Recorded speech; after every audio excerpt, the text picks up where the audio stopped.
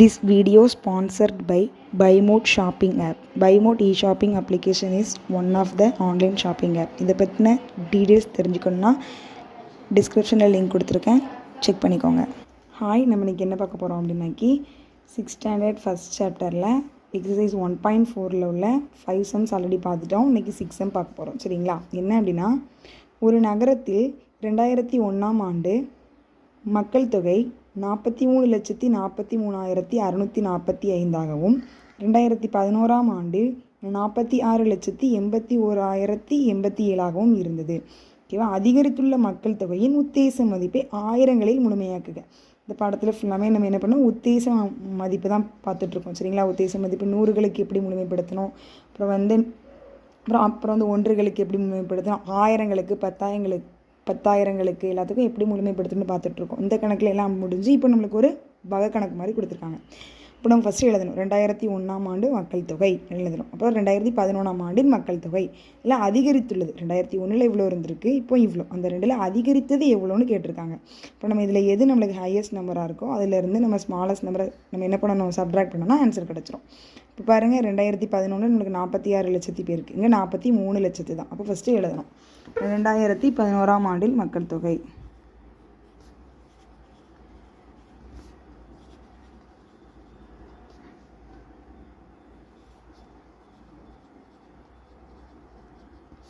மக்கள் தொகை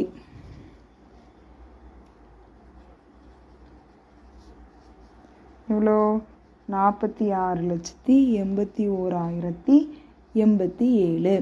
இன்னும் அதே மாதிரி 2001ஆம் ஆண்டு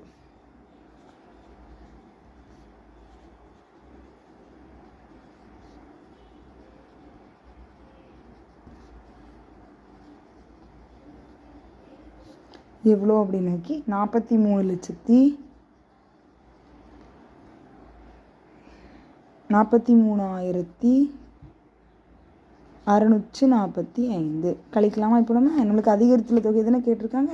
இப்போ 7 5 கழிச்சா எத்தனை நம்மளுக்கு 2, 8 4 கழிச்சா 4, 0 6 கழிக்க முடியுமா? முடியாது. அப்போ பக்கத்துலேருந்து என்ன செய்யணும், நம்ம கடன் வாங்க போகிறோம். அப்போ இங்கே 1 கடனா இங்கே என்னதாயிரும், இங்கே 0, இங்கே என்னதாயிரும் 10, 10ல் 6 கழிச்சா 4, 0ல் 3 கழிக்க முடியுமா? முடியாது. இங்கே இருந்து 1 கடன் வாங்குறோம். அப்போ இங்கே 7, இங்கே 10, 10ல் 3 கழிச்சா 7, 7ல் 4 கழிச்சா என்ன கிடைக்கும் நம்மளுக்கு? 3. அப்புறம் 6ல் 3 கழிச்சா 3, 4 கழிச்சா 0 ஆயிரும். அப்போ நம்மளுக்கு இப்போ நம்மளோட இந்திய முறைப்படி பின்னாடி இருந்து 3 2. நம்மளுக்கு எவ்வளோ வித்தியாசம்? அதிகரித்துள்ள மக்கள் தொகை எவ்வளவு? 3 லட்சத்தி. எப்போ எழுதணும் அதிகரித்துள்ள மக்கள் தொகை.